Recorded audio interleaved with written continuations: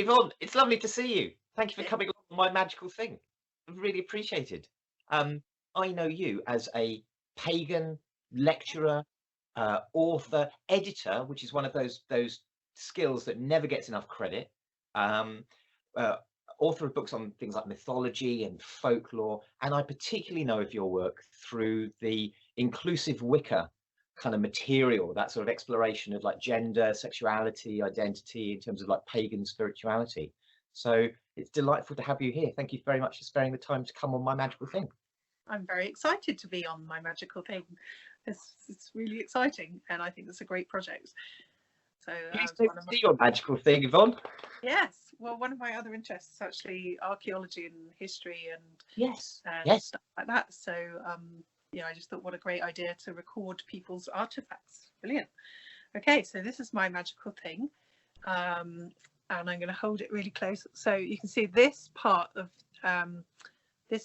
it is somewhat suggestive of organs, and then the other side we have the head of got it. Yes, so I picked up this piece of wood, which is from a beech tree. It was a discarded branch from a beech tree in the New Forest it would have been about early 90s, I think.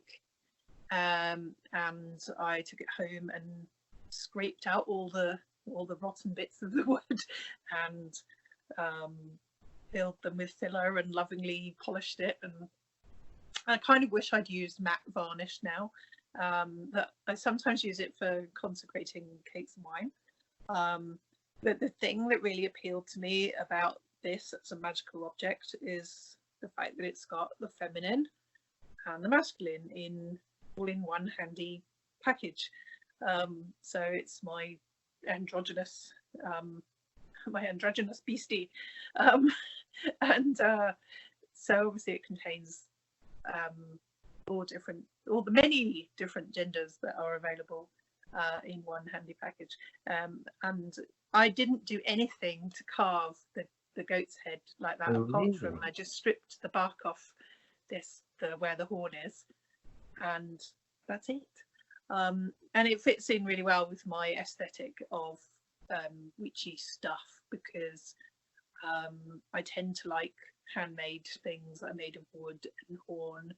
And one of the other objects I considered for talking about was a single tine stag antler that I've got, which is also part of that same aesthetic of homely stuff. Like the fancy.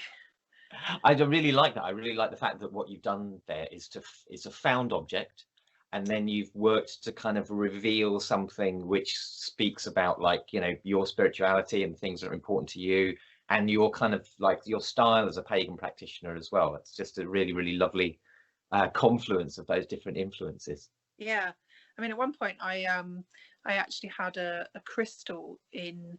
Sorry, I had to shush a notification out of the way there.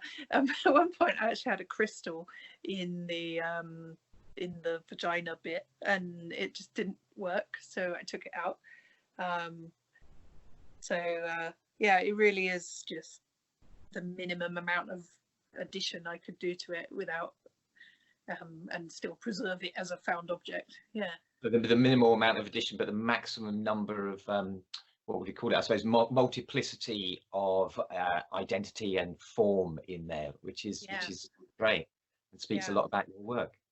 Yeah, I mean, it's and it's funny because it came to me as a, you know, I feel like it came to me as a gift from the forest, and I'd been going to the New Forest for my whole childhood, really, and I was just out very early on in my magical journey, really, just out walking with my mum, and saw this thing and went, that's it, that's my wand.